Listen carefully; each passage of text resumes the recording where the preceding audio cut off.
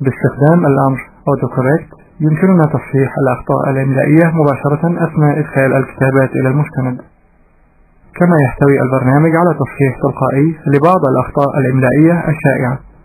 فمثلا إذا قمنا بكتابة الحروف TEH ونضغط على مفتاح المسافات Space Bar، فسوف يقوم البرنامج بتحويلها تلقائيا إلى الكلمة the.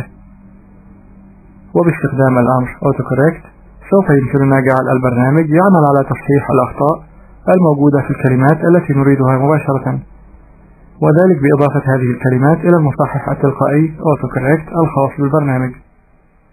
فمثلا يمكننا جعل البرنامج يتعرف على إدخال بعض الحروف ويقوم باستبدالها بكلمة أو جملة معينة. ولعمل ذلك نفتح القائمة المستدلة Tools ونختار الأمر autocorrect options، فيظهر المربع الحواري autocorrect حيث يمكننا تحديد الأخطاء أو الكلمات التي نريد أن يقوم البرنامج بتصحيحها أو استبدالها تلقائيا أثناء كتابتها. وكما نرى أن خيارات هذا المربع فعالة في الوضع الافتراضي. والاختيار Correct to Initial Capitals يعمل على تغيير حالة الحرف الثاني، فعند إدخال كلمة تحتوي على حرفين متتاليين في الحالة Capital في بداية الكلمة، سوف يعمل هذا الاختيار على جعل الحرف الأول فقط في الحالة Capital، ويتم تحويل الحرف الثاني إلى الحالة Small. والاختيار Capitalize First Letter of Sentence يعمل على تحويل الحرف الأول من الجملة إلى الحالة Capital إذا تم إدخاله بالحالة Small. والاختيار Capitalize Names of Days يعمل على تحويل الحرف الأول من أسماء أيام الأسبوع إلى الحالة Capital. والاختيار Correct Accidental Usage of Caps Lock Key يعمل على تعديل حروف الكلمات عند استخدام المفتاح Caps Lock عن طريق الخطأ. والاختيار Replace Text as You Type يعمل على تصحيح الأخطاء الموجودة في الكتابات أثناء إدخالها.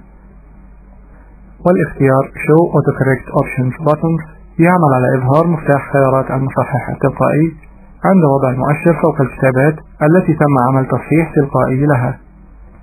وفي خانة Replace نقوم بإدخال الحروف أو الكلمة التي نريد استبدالها. وفي الخانة With نقوم بإدخال الكلمة أو العبارة الصحيحة التي نريد أن يقوم البرنامج بإدراجها إلى المستند، ثم نضغط على المفتاح Add، فيقوم البرنامج بإضافة هذه الكلمات إلى قاموس المصحح التلقائي. وإذا أردنا حذف أحد الكلمات من القاموس نختار هذه الكلمة، ثم نضغط على المفتاح Delete من المربع الحواري. وتفيد عملية إضافة الكلمات إلى المصحح التلقائي في تفادي وقوع الأخطاء الإملائية الشائعة أثناء الكتابة، وذلك عند إدخال جملة أو كلمة كبيرة بشكل متكرر في المستند. فنقوم مثلا بإدخال الحروف FEB في الخانة Replace، ثم نقوم بإدخال الكلمة February في الخانة With، ونضغط على المفتاح Add، ثم نضغط OK لحفظ هذه الإعدادات والخروج من المربع الحواري. والآن سنقوم باختبار ما قمنا بعمله في المربع الحواري، فنقوم بكتابة الحروف FAB التي قمنا بإدخالها في الخانة Replace، ونضغط على مفتاح المسافات Space Bar، فيقوم البرنامج باستبدال هذه الحروف بالكلمة February التي قمنا بإدخالها في الخانة With.